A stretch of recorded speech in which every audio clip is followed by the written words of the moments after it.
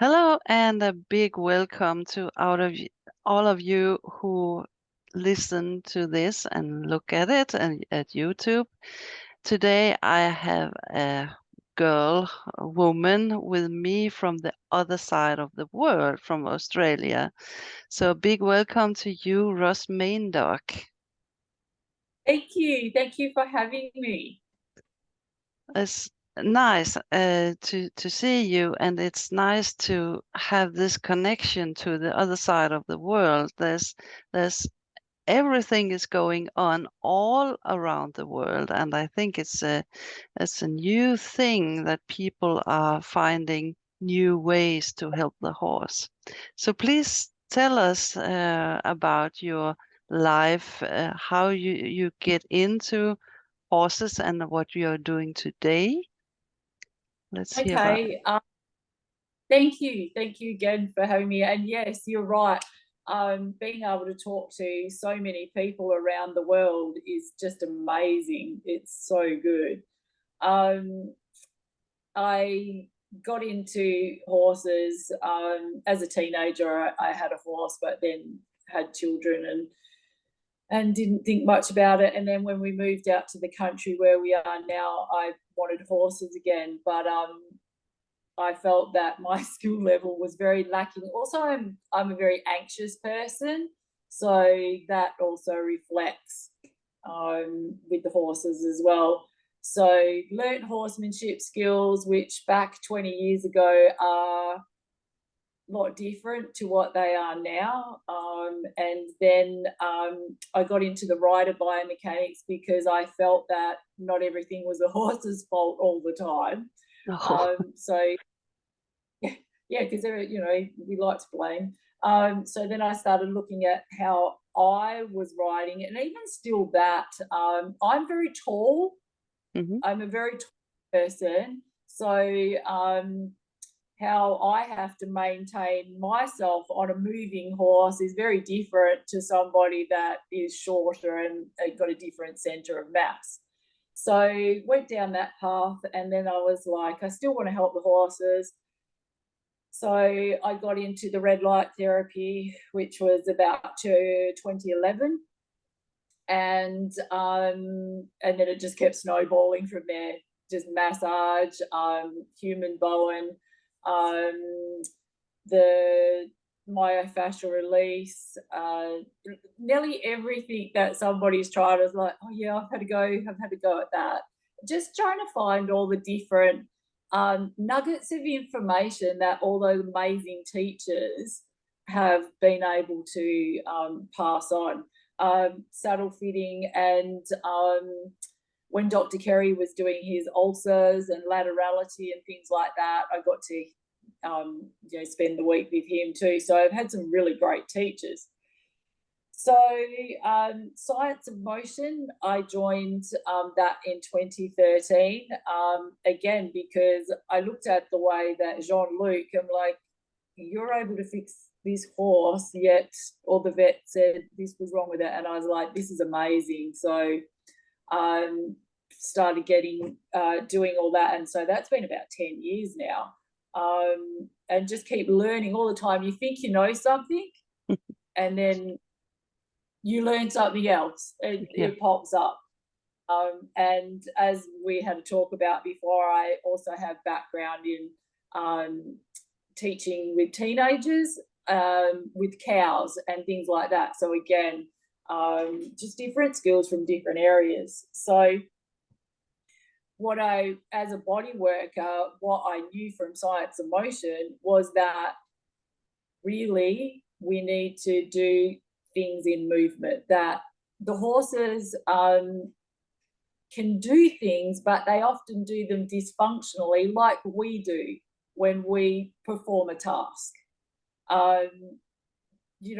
Sometimes we cheat when we do an exercise or things like that. We do it in a way that's easier for our body, but long term, it might not be That's right. good for our tissue.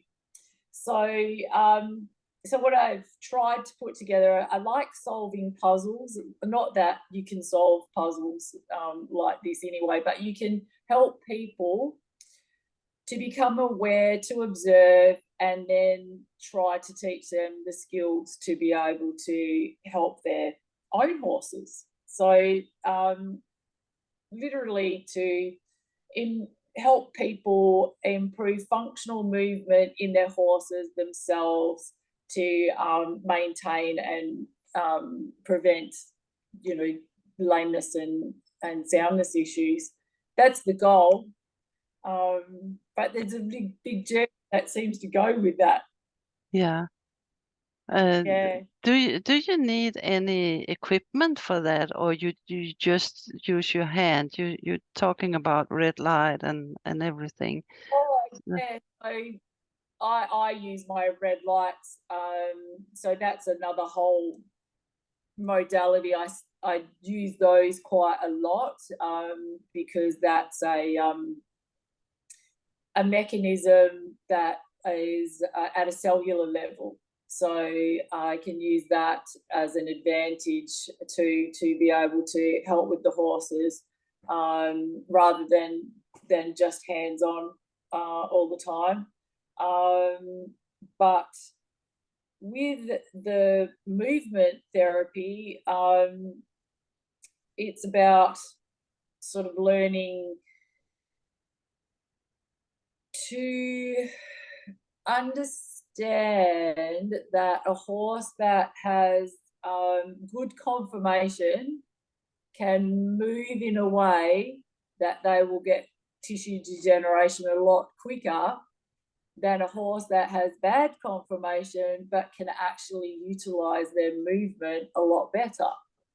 And us as riders, we have a lot of influence on how that can be swayed to either towards more tissue degeneration or not to have tissue degeneration.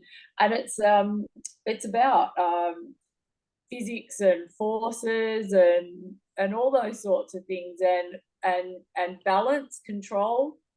So like with the gymnast, how they can do movements that have fluidity and flow but have a lot of control and coordination about them as well.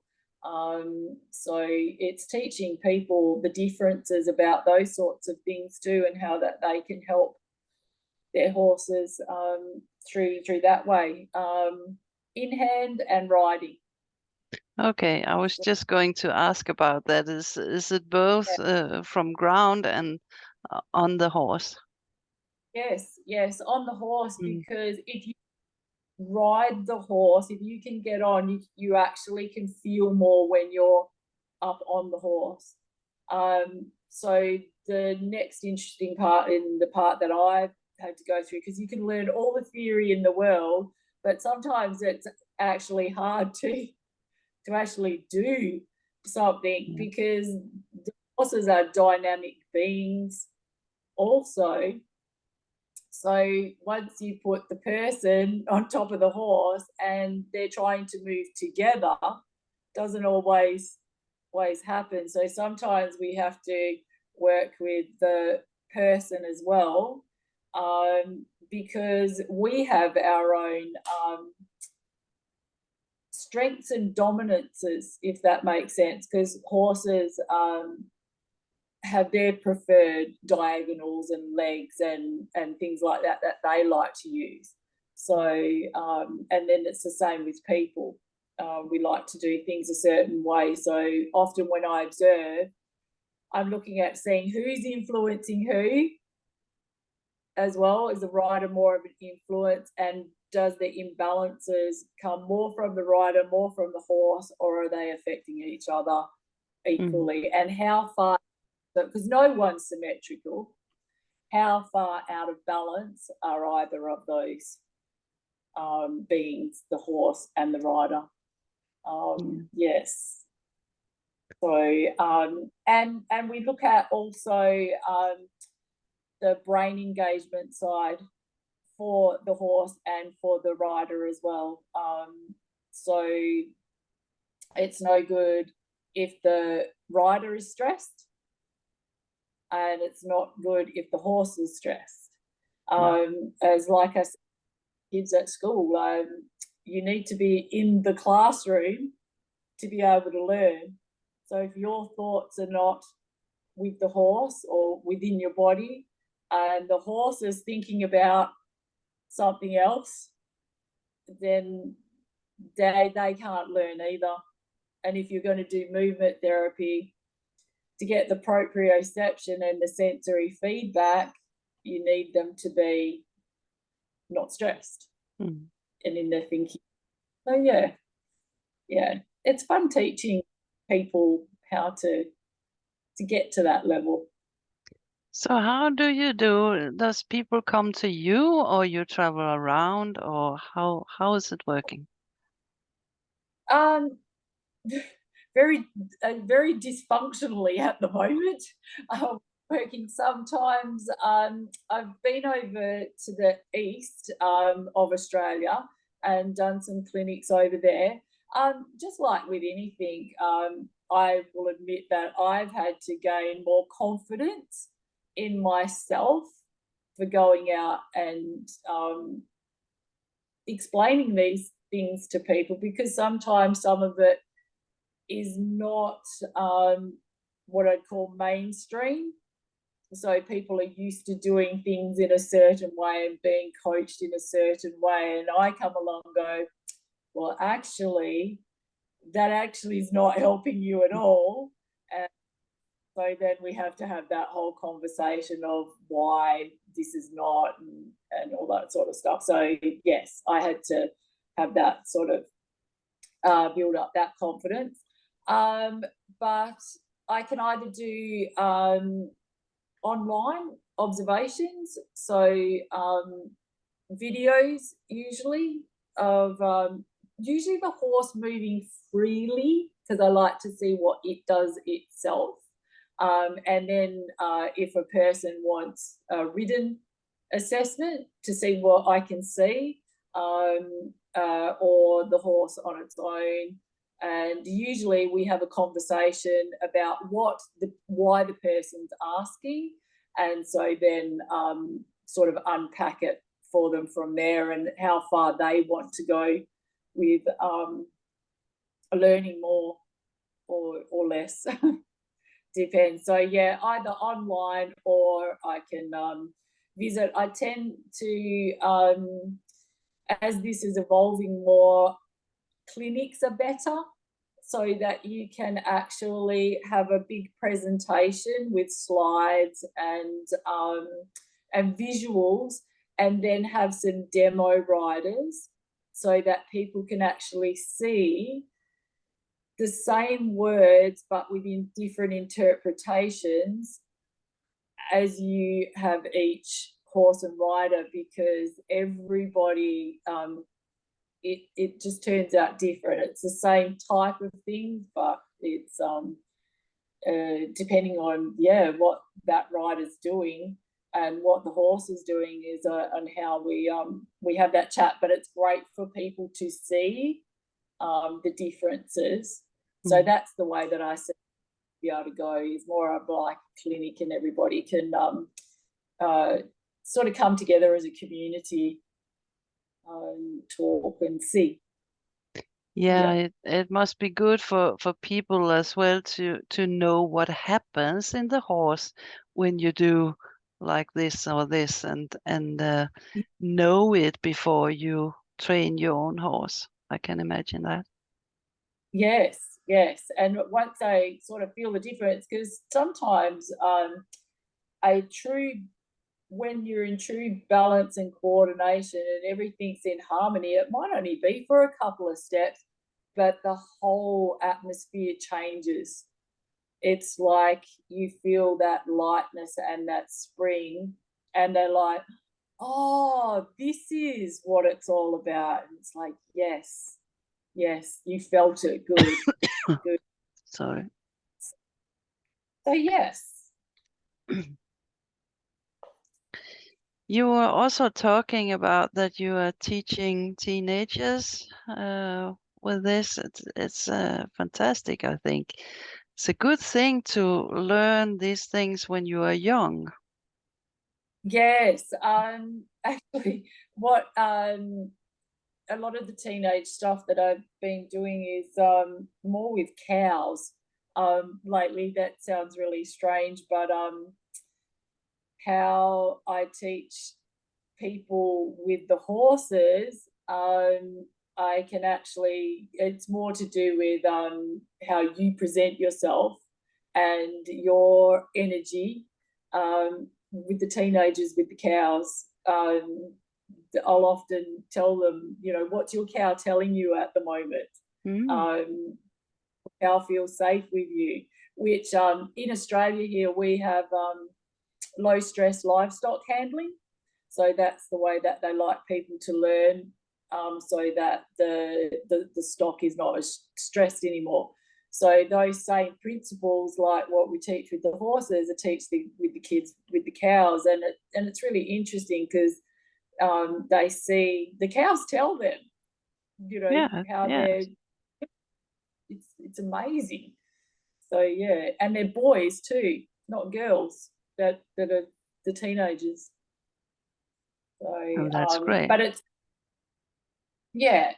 So it's good because they can see that brain side. But yeah, it's great for helping teach people as well. Because I think sometimes um, helping the people understand better is one of the big keys to helping them feel confident enough that they can actually do this work. They can actually help their horses themselves. That's right. That's right. And I was just talking to a friend about this with energies and all of that, and we all have these energies in us, and that is, as you said, it's both human, cows, and horses, and everything, and we can learn from each other. And we people are very stressed. We're going to work, and we got kids, and we got everything, and time is uh, all the schedules. It's a fantastic thing that we can have the animals to teach us to just see who we are. Definitely. And it's very confronting sometimes. Mm. I know that myself, different part of the journey. So even when I was doing the movement work, I thought I was going really great. And then a good friend of mine that does a lot of Warwick Schiller work, some of his new stuff. And she said, you know how you're working on you being present and your energy? She said, do you think your horse is here at the moment? And my horse at the time was leading me sort of like over here. And I looked at her and I went, oh no, you're right. And from then on, she said, what happened if your horse's thoughts were with you when you're doing your work? And I said, bingo, there's another key to what I needed to help teach what I'm teaching. And then from then on, so with another friend who does brain training, she does neuroscience. I've been working on me to help me see more subtle signs. And but yes, I needed, my horses were telling me a lot of things that I needed to improve on. And it's amazing how they actually do tell you, yes, Yeah, yes, you're getting they it do. right. Yeah, it's amazing. I didn't realize, even though my horses live on a farm home out in paddocks, they were still stressed out with how I was around them. Yes. Yeah, yeah. So And One of that's a fantastic thing that we can learn so much. As you said, we see ourselves, and when we try it on ourselves, we can teach other with these yeah, things.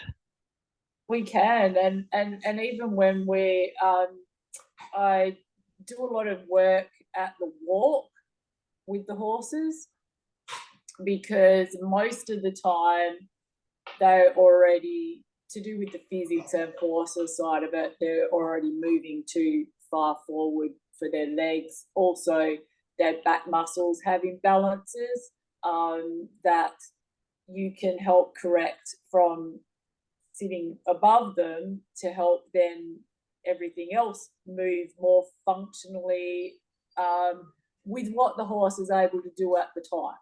So you're always working to help them coordinate better. And even those sorts of things, you have tools, but you don't have a formula as such, because again, the horse lets you know when you get it, when you're communicating well with them.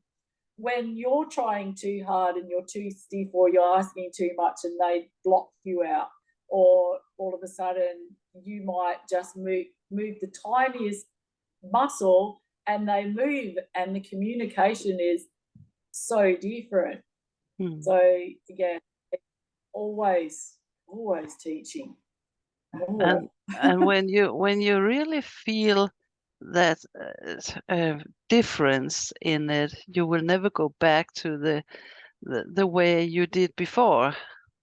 No, I just got goosebumps then. Yes, definitely. There is no going back, because you know and feel it, and they tell you.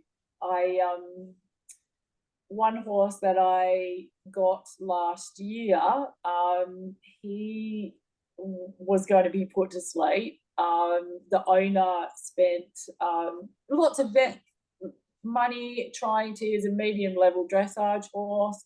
She tried everything, bless her, to try and help him. And he just kept going downhill, and had the insulin resistance, Cushing's, things like that. Very angry. So I said, my friend who's a therapist said, I think that you should take him and see what you can do. And I was like, sure, silly me. But he's taught me a lot more too, about the way that I ask things. And also, he's not on any medication now. He doesn't get laminitis. He's okay. But again, I think it was just because of all the stresses, and just he wasn't being heard in the way that he needed to. And sometimes I'm going to probably get in trouble here. Sometimes we get fixated on fixing the horse in certain areas, like we just want to fix the feet, but forget that that information doesn't always get transferred up the body to the brain and back again in a way that's helpful. I know in theory it should look like it will work, but again, the horse often says no, or we try to do things with the horse that there hasn't been enough time for the tissues to change to accommodate the big change in the feet. Just things like that. I notice a lot of things that are separated, that it's like, actually, no, that's not working for that horse at the moment, but nobody's seeing it. They think it's now something else. So yeah, and we tend to have we wanted to get over it fast. And that is just give an injection and then it would be fine. I want to go out and ride again. We have to give it time. That is you are right. You are so right. We're in a want to fix it now, and us humans, I think, are no different for ourselves. Oh. We're like, yeah, we want to do it now. We want the horse to be fixed. I used to think like that with the horses as well. I'm just like, I want to do what I want to do, you know, like be better now. And then it's all like, I've had a couple of injuries that have not bad, but soft tissue ones that took a while to recover, and they're not even bad. And so every now, people will often ask me for some help, and they say to me, "Oh, all the X-rays are fine. This is fine," and I'm like, why does nobody understand that soft tissue actually holds all this together and actually takes longer? And the horses can feel things, just like I might be walking down the street and feel a little tweak in my hamstring and think, oh, I better not run on that today because that's going to hurt. But they can't tell, the horses can't tell us. So, but people always forget about soft tissue injuries. And by the time it's on the X-ray, it's been going on for a long time. Yeah. So yeah, that want to fix it now to please human agendas is yeah, I agree. Yeah, that's right. That's right. Anything more you would like to tell about it? How you are doing it?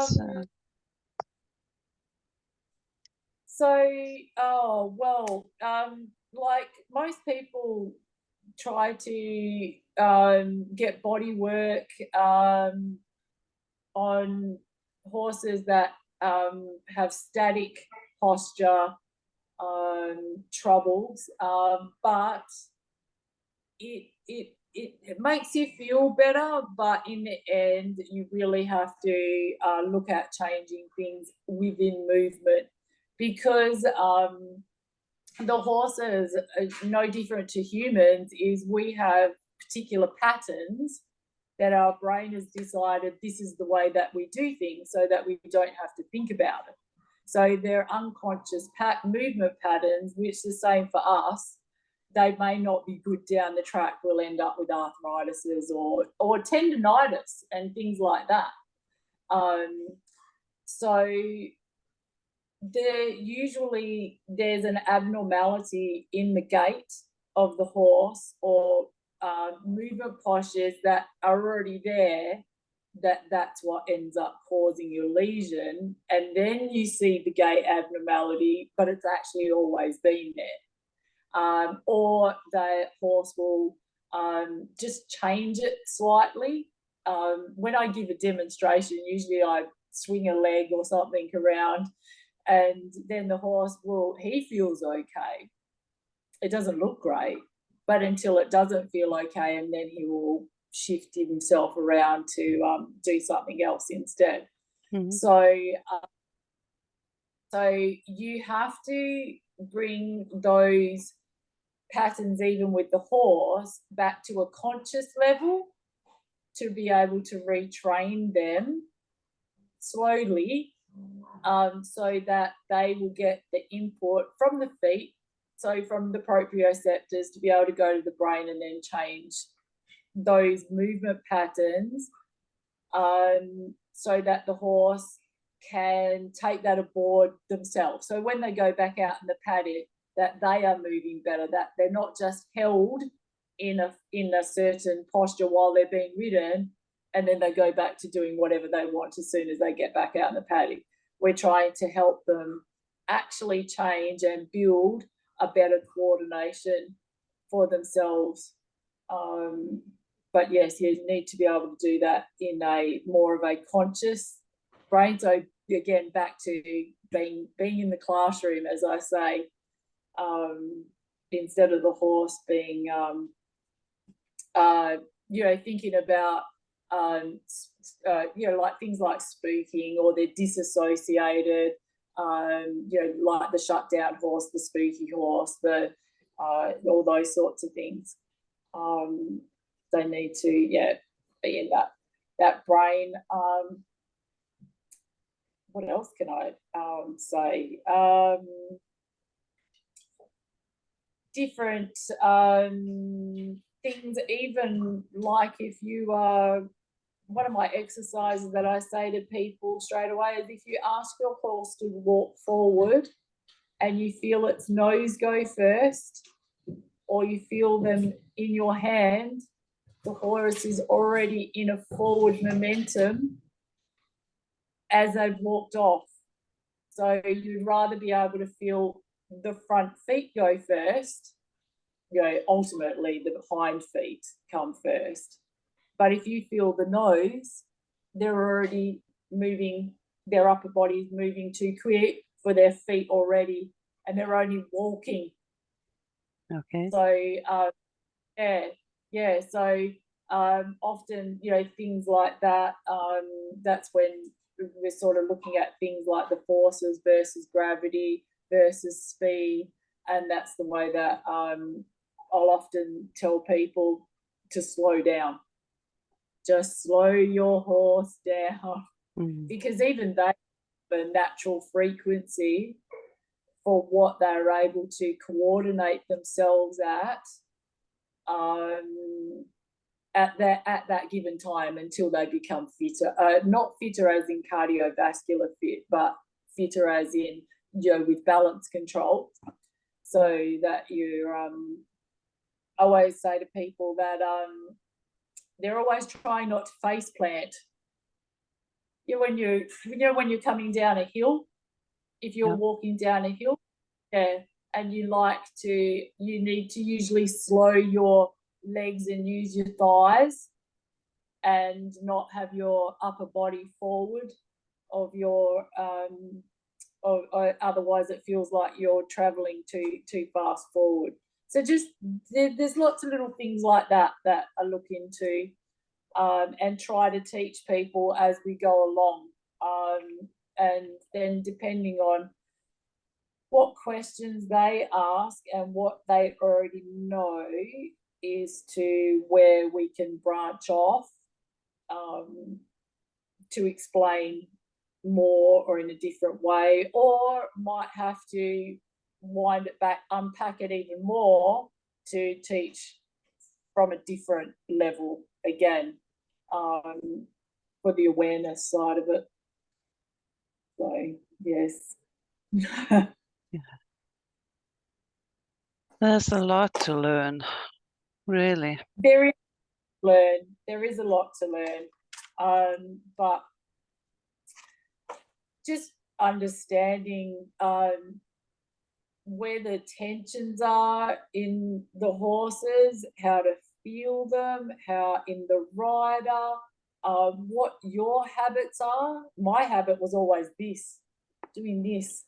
Even when I'm walking, I'm like, what are you doing? Stop doing this or doing this. And it's your safety mechanisms for whatever reason. Same with seeing it in the horse. Any tension in the pole is tension through the neck and tension through the back. So, it's a bit like I say to people, you put your jaw closed, you go, there's tension straight away in all through your back. So, I say if there's any tension in the pole, you're going to have tension in the back straight away. So, and also straight away that you don't have brain engagement as well.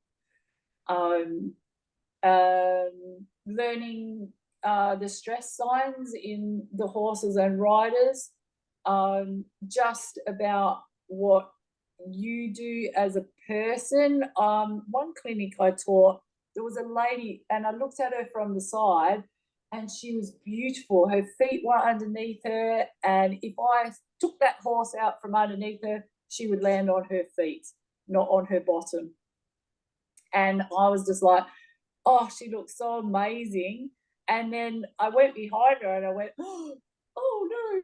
And she was like wonky this way instead. Oh. But she couldn't feel it.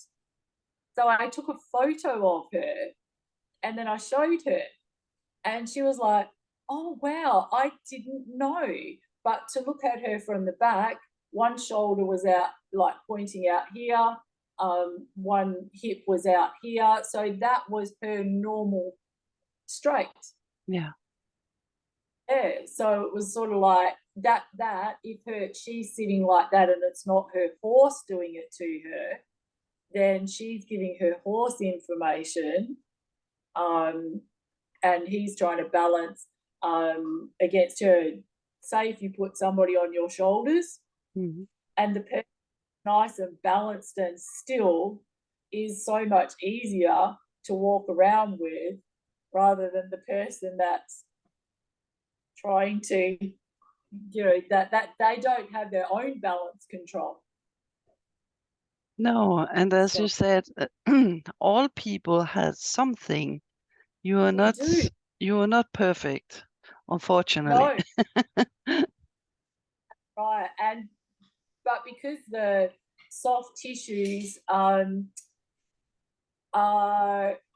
morphable over time, we can actually slowly just try to ask ourselves just to maybe come in just a little bit to become into more alignment, slowly over time, and help build up the parts that are not speaking.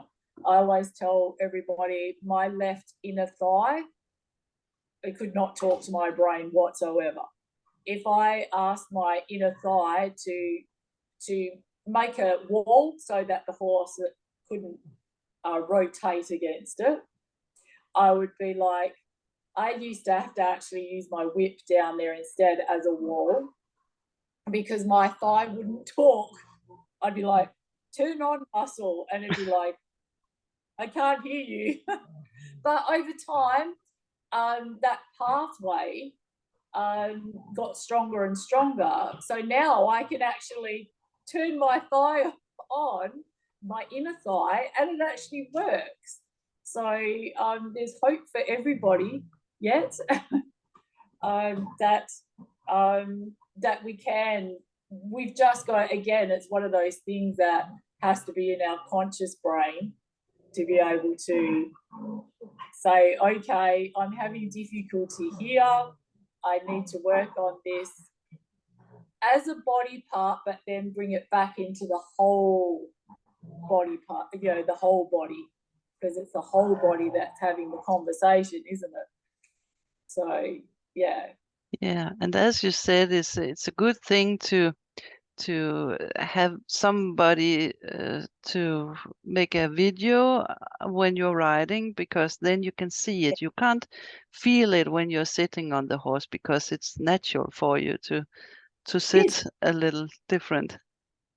Yeah, I said to a lady at the last clinic, every time she went to ride off on her horse, she would do this with her back. Yeah. And I'd go, do you realize that every time you go, you just lean back like this? And she's like, no. I'm like, okay. So every time she went to go, I go, no, stop, start again. Stop, start again. Until she got it, and then she would leave and she would actually be okay. I'm like, okay, we can keep going. And another one, that every time she asked her horse to go, she would do this with her arm. Mm. And she wasn't aware of that either. And I know I have my things that I do as well, that I have to say, stop doing that. Mm. Stop, leg up every time you ask to turn this way. Just little things that actually to the horse is still information, because they can feel a fly on their skin. So if they're not hearing you, it's probably because they've gone la la la la la la la trying to. There's just too much sensory information, so they've cut it off.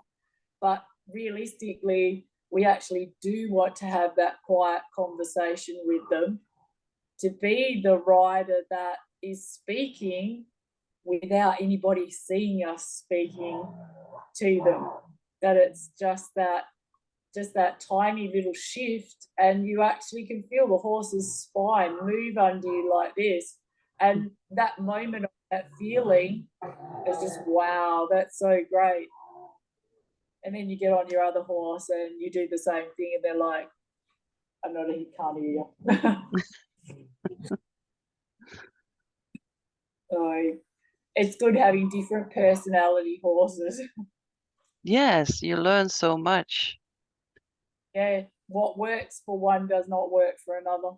No, and if you have a difficult horse, you will learn a lot. Exactly, yes, because that's like that horse that I was telling you about. He tries to bite when you want to put the saddle on or do anything with him. So I'm trying to have that conversation with him, is that we're actually not doing what you used to do. It will be okay. So I'm trying to talk him into that what we're doing, he will be all right. I will look after him. I will not push him past anything that I don't think that he's capable of doing in his present state at the moment. So, because it's funny, if you go to take him for a ride out off the property, he's like, let's go. He enjoys that. But he's still, every time you get that saddle and put it on, he's worried that he's going to do something that he doesn't like, or he found difficult, or induced pain or something like that. So yes, it's interesting. He's a fun horse to have. He's 18, so I'm a bit crazy when I take on the older horses as well. But I think us oldies are all right. We can get re-educated. I used to say that if you get a horse that is over 15, they have gone through the worst part of its life, so you will have it at least 10 years more. Yeah, well, I hope so. I hope so. Oh, my dogs are very excited. Yeah. Oh, excuse me.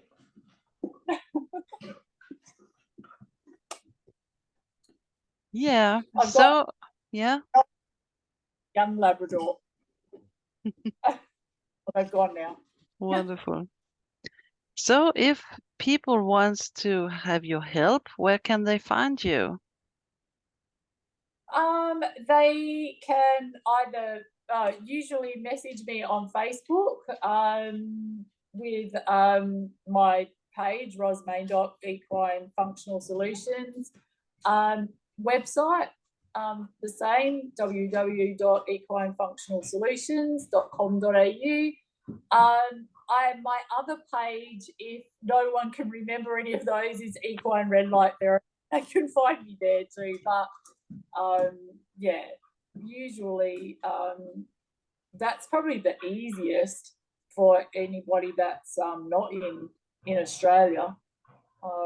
Just find us on a message and ask questions. Happy to have discussions and conversations about anything that I see or have said, or people just want to know something. Yeah. Right. That's great. Thank you very much. So you just contact you and yeah, we'll have a conversation around this movement. Yeah. Yeah. Sometimes people just want to ask what I see, or because people often have feelings and they go, is this right, or does this look strange, or what am I seeing that I don't understand, or just different things like that. So often I even just offer, especially to other therapists, things like mentorship, coaching, can be anything really. Yeah, hopefully I'll have something of a more of a set community maybe one day. Everybody keeps asking me to, and I just haven't got around to doing it. So where you can have more conversations and examples where people have their own photos or videos, and what do you see in that, and why are you saying that, and that's the type of thing, because that's probably the easiest way to learn. Yeah, and when you see other people's movements, you can compare it to your own, not because you're going to compare to others, but you learn a lot to have a look. Yeah, that's right. That's right. And just learning in the context of what the person's interested in. I find that is a better way to be able to teach too, because so like if there's a group of students, you ask them why they want to be there and what difficulties they've had, because then you can explain the same types of material but in the way that they will understand it better, because it relates to them more than just more generic. And hopefully spark people's interest. That's right. So time is running, and thank you very much for coming here today. It has been a pleasure and very interesting, I think. Thank you. Yeah. Thank you for having me. Thank you for reaching out and asking. It's been really good. Yeah, and thank you so much to you out there for listening and looking. And please subscribe. It helps me to get on with all these interesting people out there. So thank you for today, and have a good time, and see you next week. Bye Thank bye. you. Bye.